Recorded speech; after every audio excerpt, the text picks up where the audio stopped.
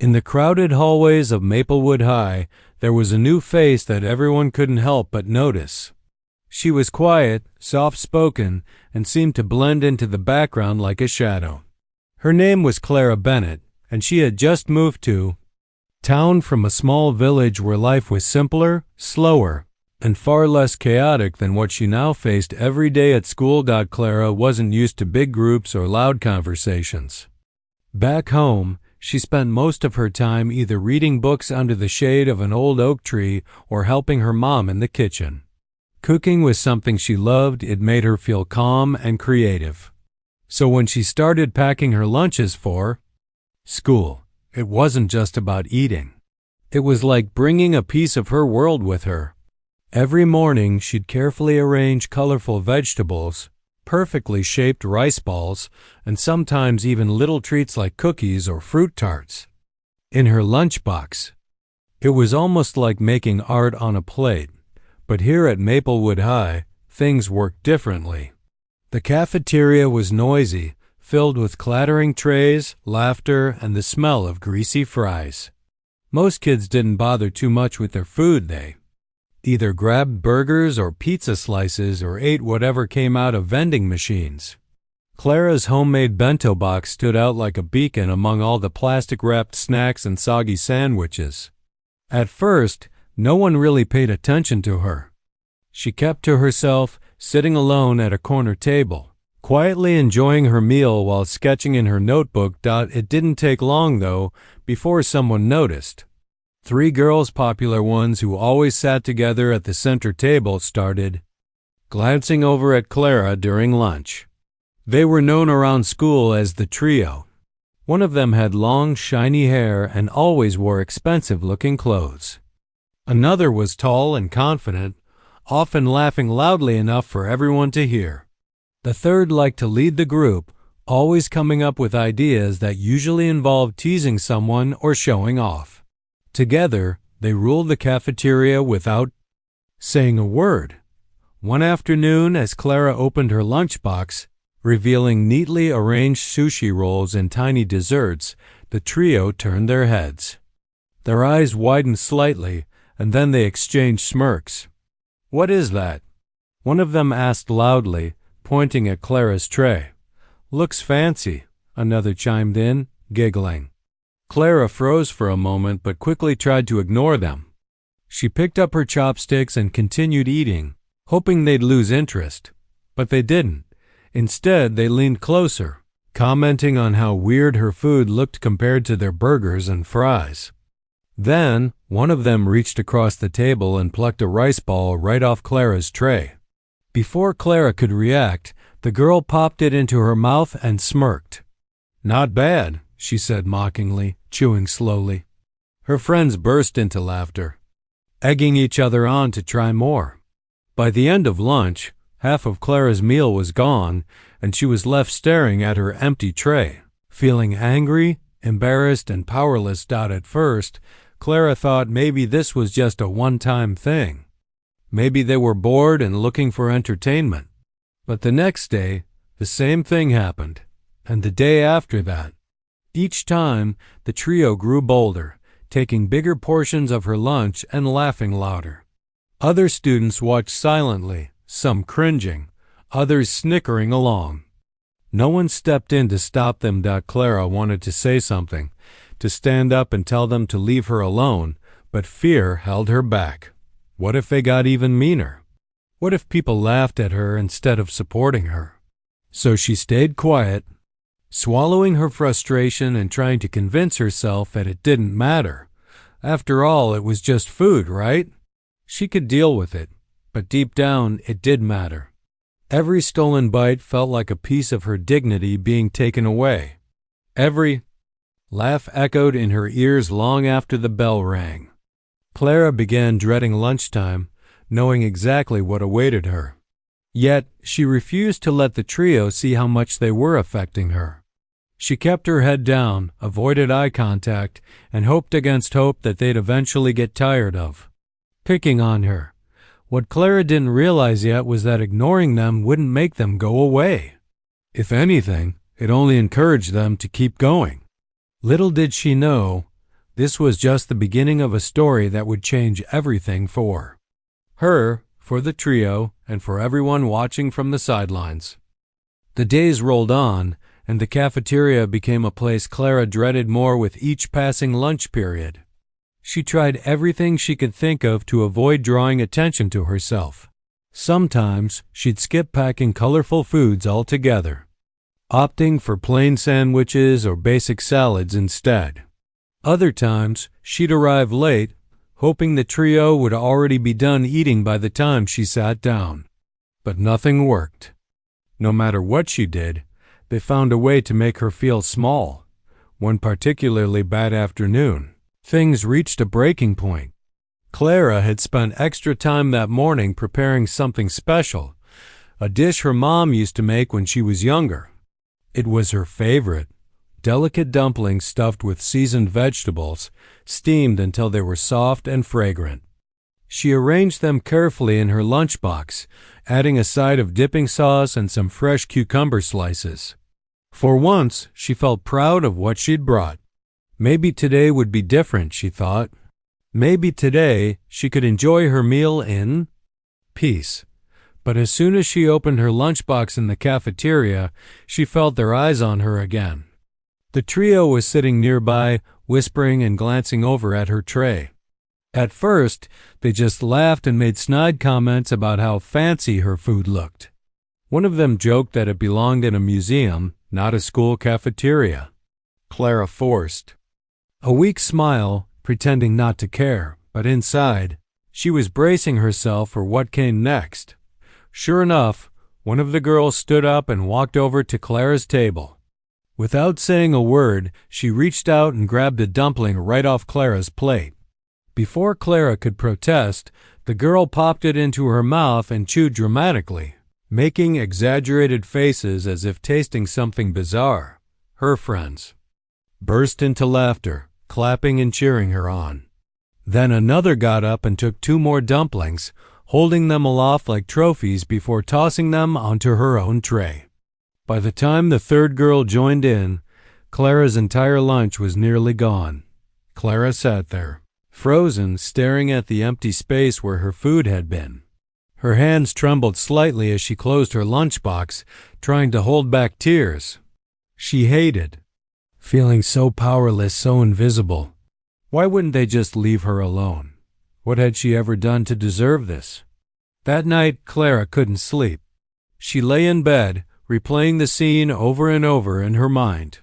The laughter, the taunts, the way everyone else in the cafeteria had watched silently, it all swirled together in her head like a storm. She knew she couldn't keep letting them treat her this way. Something had to change, but what could she do? They were popular, confident, and always surrounded by people who admired them. Who would believe her if she complained? And even if someone did, would it really stop them? As she stared at the ceiling, an idea began to form. It started as a tiny spark, barely noticeable, but it grew brighter the longer she thought about it. What if she fought back not with anger or aggression, but with something unexpected? Something that would catch them off guard and turn the tables completely? The next morning, Clara woke up early, her heart racing with excitement and nerves. She went to the kitchen and pulled out ingredients she hadn't used in months. Flour, eggs, fresh herbs, fruits, chocolate, anything she could find.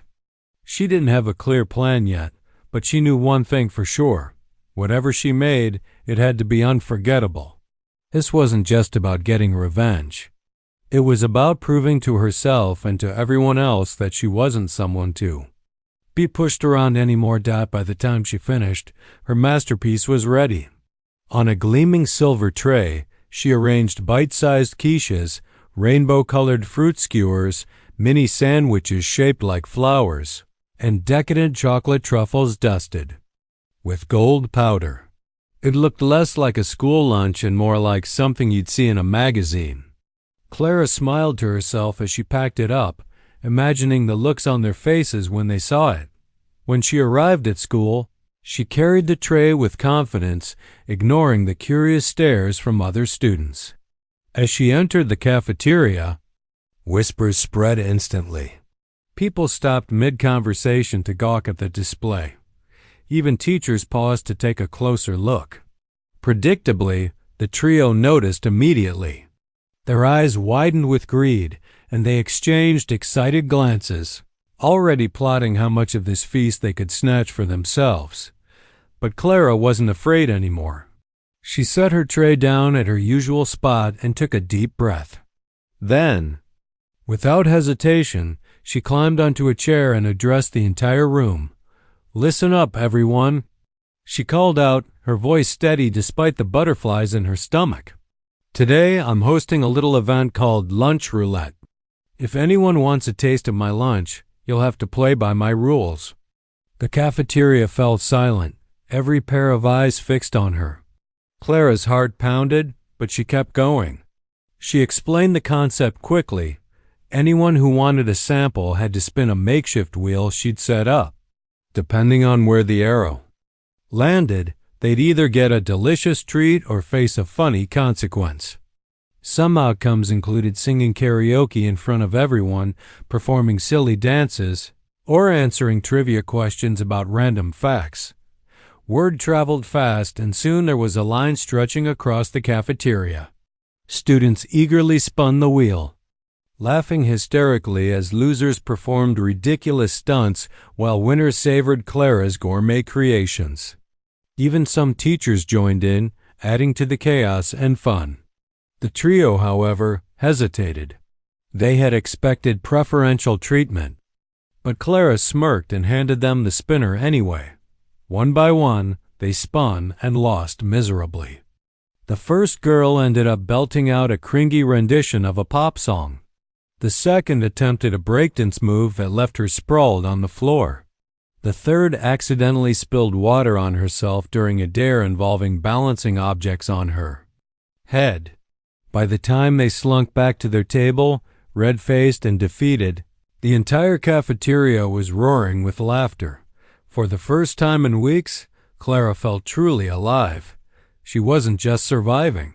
She was thriving.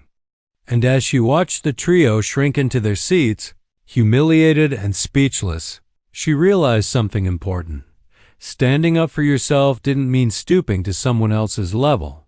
Sometimes it meant finding creative ways to shine brighter than anyone else. Clara woke up the next morning with a mix of excitement and nerves buzzing through her body. She had spent hours the previous night perfecting every detail of her plan, and now it was time to see if it would work. As she carefully packed her lunch into a gleaming silver tray, she couldn't help but feel a sense of pride. This wasn't just food, it was her way of taking back control. It was her way of showing everyone, including herself, that she wasn't someone who could be pushed around anymore. When she arrived at school, Clara carried the tray with both hands, holding it like it was something precious. The moment she stepped into the cafeteria, heads turned. Whispers rippled through the room as students craned their necks to get a better look at what she was carrying.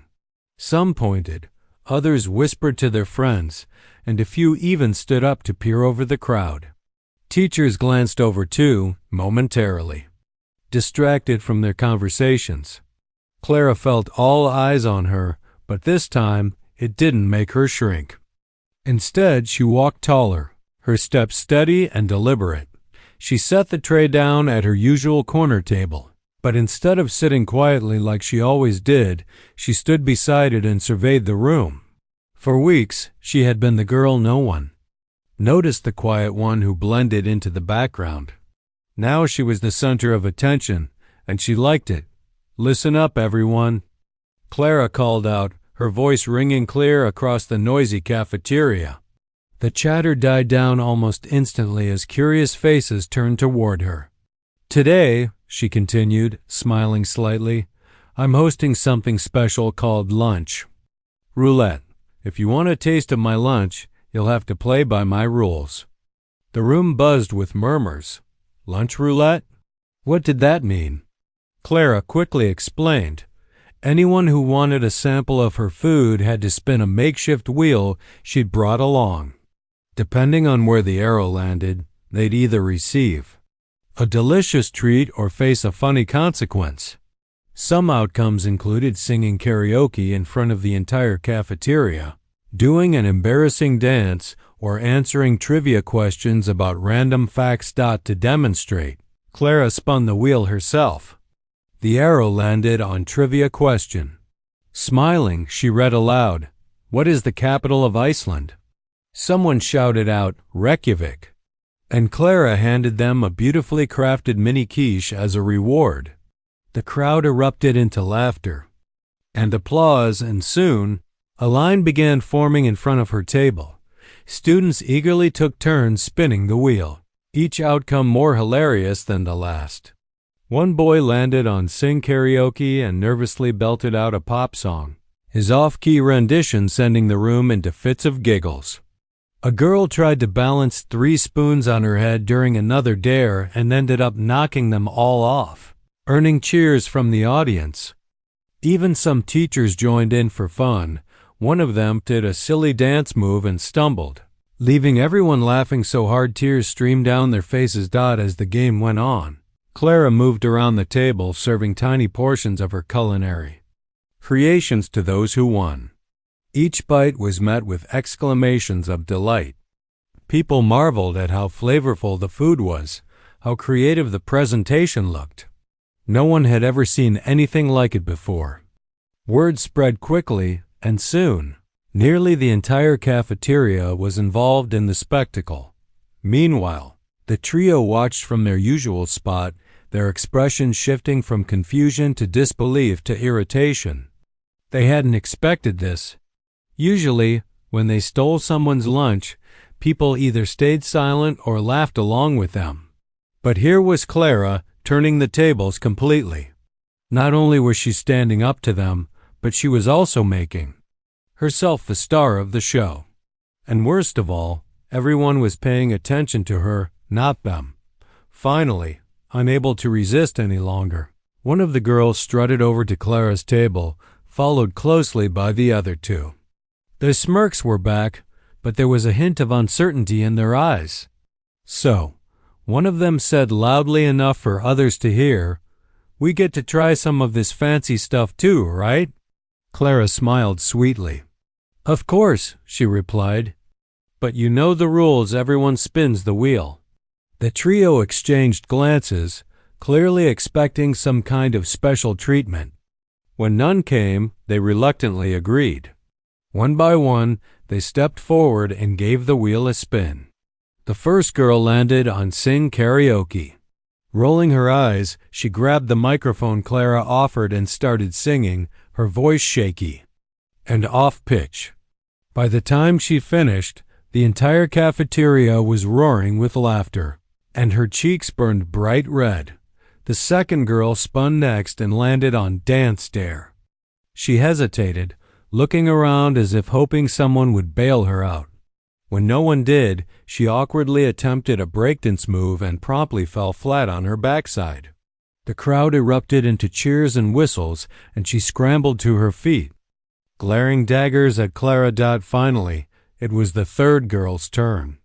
Her spin landed on Balance Challenge, which required her to stack objects on her head without letting them fall.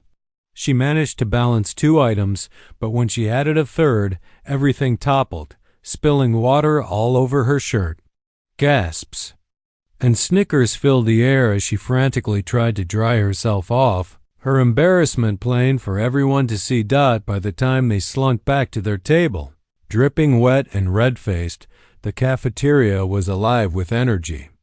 People clapped and cheered, not because they enjoyed seeing the trio humiliated, but because Clara had shown them that kindness and creativity could win over cruelty.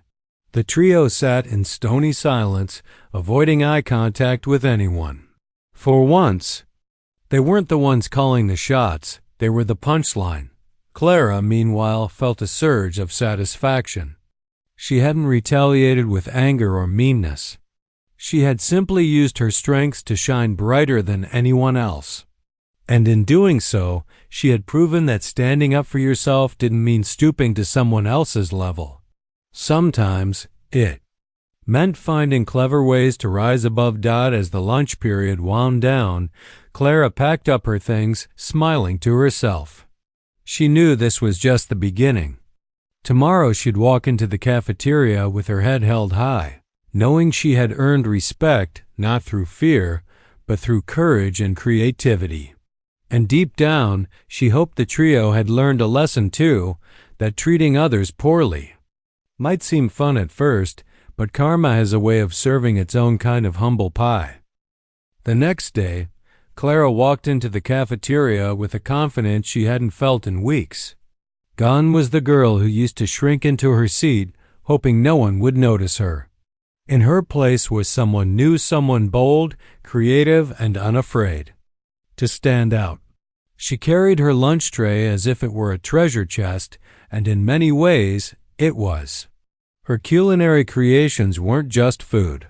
They were an extension of who she was, thoughtful, talented, and full of surprises. As soon as she entered the room, whispers erupted again. People remembered the spectacle from the day before, the laughter, the cheers, the way Clara had turned lunch roulette into the highlight of everyone's week. Some students even clapped when they saw her, while others called out greetings or waved enthusiastically. It was strange for Clara. She wasn't used to being noticed, let alone celebrated, but she couldn't deny how good it felt.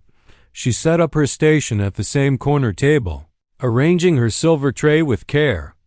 Today's menu was even more impressive than yesterday's. There were tiny tartlets filled with creamy custard, skewers of grilled chicken and pineapple, bite-sized samosas stuffed with spiced potatoes, and chocolate-covered strawberries that glistened under the fluorescent lights. The aroma wafted through the air, drawing people closer like bees to honey.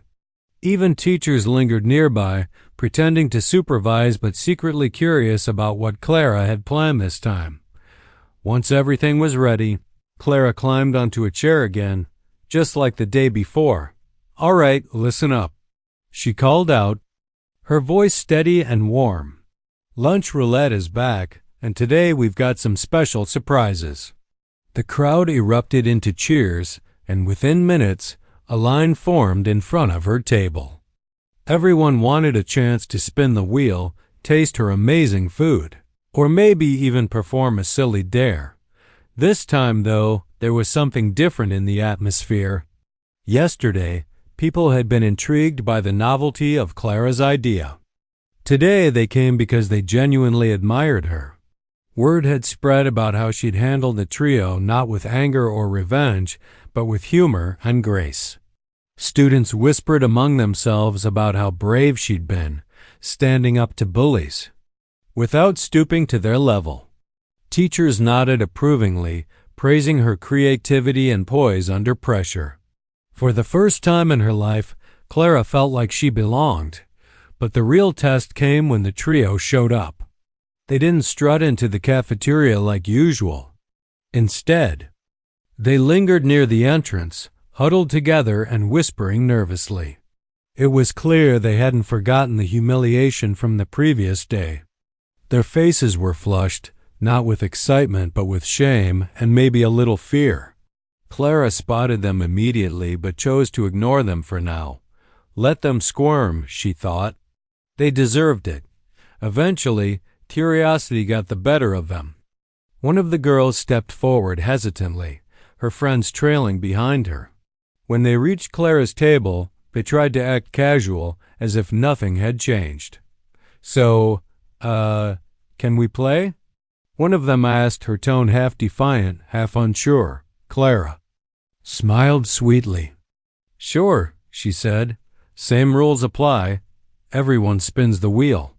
The trio exchanged uneasy glances but finally agreed. One by one, they stepped up to take their turns. This time, Clara had added a few new twists to the game. Some outcomes involved teamwork challenges, like building towers out of cups without using hands. Others required players to mimic animal sounds or recite tongue twisters in front of the entire cafeteria. Each spin brought fresh waves of laughter and applause from the growing audience. When the first girl spun the wheel, it landed on animal sounds. Rolling her eyes, she reluctantly mimicked a cow mooing, which earned giggles from the crowd. The second girl fared worse. Her spin landed on tongue twister, and she stumbled over the phrase, "She sells seashells by the seashore," leaving everyone in stitches. But it was the third girl's turn that stole the show. Her arrow pointed to Cup Tower Challenge, where she had to stack plastic cups into a pyramid blindfolded. Predictably, she knocked the whole thing over, sending cups flying everywhere.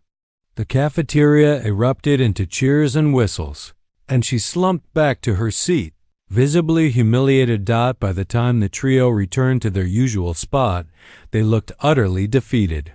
Their smirks were gone, replaced by scowls and red cheeks.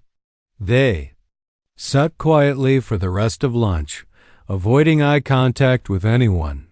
For once, they weren't the center of attention, and they hated it.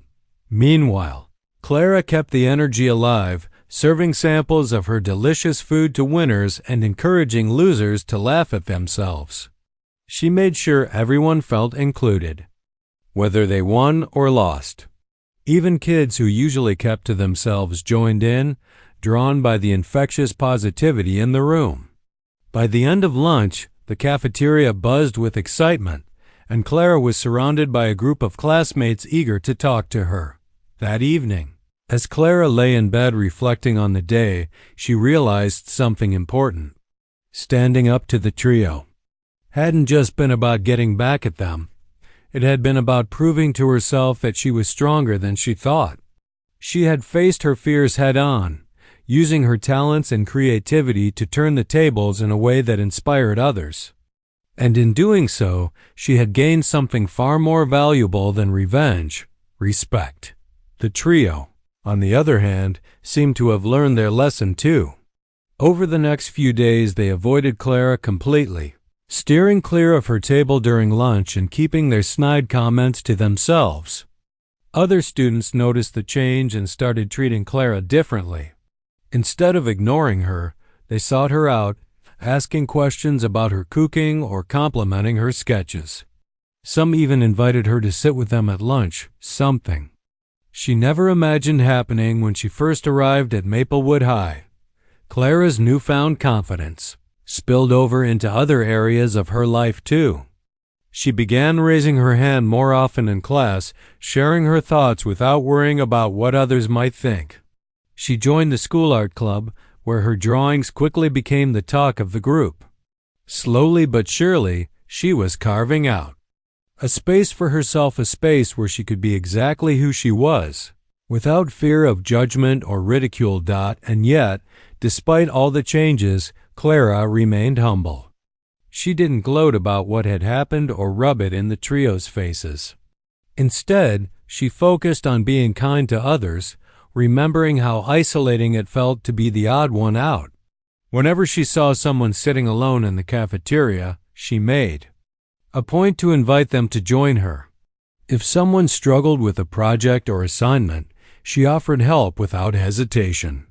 Her actions spoke louder than words ever could, earning her admiration from both peers and teachers alike. In the end, Clara's story became a legend at Maplewood High.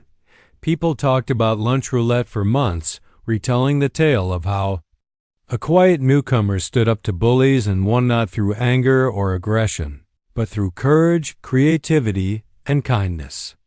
And though Clara never sought fame or recognition, she couldn't deny the warmth she felt whenever someone smiled at her in the hallway or thanked her for making a difference, because sometimes the smallest acts of bravery can spark the biggest changes.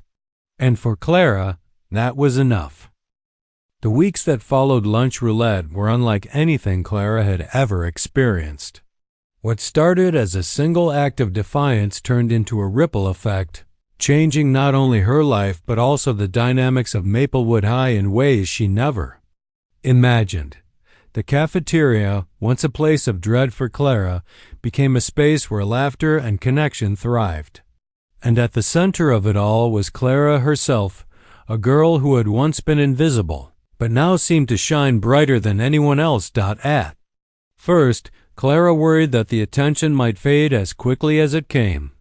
After all, high school was notorious for its fleeting trends and fickle crowds, but this time felt different. People didn't just forget about her after the initial excitement wore off. Instead, they kept coming back. Some wanted to know more about her cooking techniques, asking if she'd teach them how to make dumplings or sushi rolls. Others admired her sketches and encouraged her to enter art competitions. Slowly, friendships began to form, real ones, built on mutual respect rather than pity or obligation. One day, during lunch, a group of students approached Clara's table. They weren't part of the popular crowd or even kids she'd known before. Instead, they were quieter types, like her, the ones who usually sat alone or lingered in the background. One of them shyly asked if they could sit with her. Clara hesitated for a moment, surprised by the request, but then nodded with a smile. That simple gesture marked the beginning of something beautiful. Over the next few days, her table transformed into a gathering spot for misfits, dreamers, and underdogs. Together, they shared stories, jokes, and meals, creating a little community within the chaos of the cafeteria. Even teachers noticed the shift. Mrs. Patel, the art teacher, pulled Clara aside one afternoon after class. "You've done something remarkable," she said, her voice filled with warmth. "Not many students have the courage to stand up for themselves the way you did, and certainly not with such grace and creativity." She went on to encourage Clara to consider entering an upcoming regional art contest, promising to mentor her if she needed help preparing her portfolio. Clara left the conversation feeling both proud and motivated, knowing she had someone in her corner cheering her on. As for the trio, they faded into the background almost completely. Without their usual audience to applaud their antics, they struggled to reclaim their status as the queens of the cafeteria. Occasionally, they tried to stir up trouble elsewhere, targeting other students with teasing or snide remarks. But their attempts fell flat. Word had spread about what happened during lunch roulette, and most people no longer found their behavior amusing. Some even stood up to them directly, telling them to leave others alone. It was as though Clara's actions had sparked a chain reaction, inspiring others to speak out against bullying too. Despite their diminished presence, Clara didn't hold a grudge against the trio. Deep down, she understood that their cruelty stemmed from insecurity, a desperate need to feel powerful in a world where they probably felt powerless themselves. She didn't excuse their behavior, but she chose not to let bitterness take root in her heart. Instead, she focused on moving forward, pouring her energy into things that brought her joy: cooking, drawing, and building meaningful connections with the people around her. By spring, Clara had become a staple of Maplewood High. Her lunches continued to impress, though she no longer hosted lunch roulette every day. Instead, she reserved it for special occasions like Spirit Week or end-of-term celebrations. Each event drew bigger crowds than the last, turning the cafeteria into a lively hub of fun and camaraderie. Students looked forward to these moments, not just because of the food or games, but because of the sense of belonging they created. Clara's influence extended beyond the cafeteria, too. In art club, she collaborated with classmates on murals designed to brighten the school's drab hallways. Their colorful creations featured themes of kindness, resilience, and unity, serving as constant reminders of the power of community. During science fairs, she teamed up with friends to tackle projects involving sustainable farming and nutrition, combining her love for cooking with innovative ideas. Teachers often praised her leadership skills, noting how she inspired others to contribute their best efforts. And yet, despite all her achievements, Clara remained grounded. She never sought recognition for herself, preferring to lift others up instead. When a shy freshman won first place in the art contest Clara had encouraged her to enter, Clara celebrated louder than anyone else. When a struggling student aced a math test thanks to her tutoring sessions, she beamed with pride. These small victories meant more to her than any trophy or applause ever could. On the last day of school, Clara stood outside the main entrance, watching as students filed out for summer break. Many stopped to hug her or thank her for being a friend when they needed one most. Some promised to stay in touch over the holidays, while others simply smiled and waved goodbye. As she watched the sea of faces disappear into the distance, Clara felt a profound sense of gratitude not just for the friendship she'd made, but for the journey that had brought her here. That evening, sitting on her porch with a sketchbook in hand, Clara reflected on everything that had changed since her first day at Maplewood High. Back then, she had felt like an outsider, unsure of her place in the world. Now she knew exactly who she was, a kind, creative, resilient person capable of making a difference, not just in her own life, but in the lives of others too. She flipped open her sketchbook and began doodling, letting her thoughts flow onto the page. In the drawing, she depicted the cafeteria bustling with activity. Students laughing, spinning wheels, sharing food, and enjoying each other's company. At the center of it all was a girl standing tall, holding a tray filled with delicious treats. Her face wasn't visible, but her posture spoke volumes, confident, unafraid, and radiant. Clara smiled as she added the finishing touches to her artwork. Somewhere deep inside, she knew this wasn't the end of her story. There would be new challenges ahead, new fears to face, and new opportunities to grow. But whatever came next, she was ready. Because she had learned something invaluable along the way. True strength doesn't come from fighting back. It comes from rising above, using your talents to inspire, and choosing kindness even when it's hard. And so, as the sun dipped below the horizon, casting golden hues across the sky, Clara closed her sketchbook and leaned back in her chair. For the first time in her life, she felt truly at peace. Whatever tomorrow held, she knew she could handle it one humble pie at a time.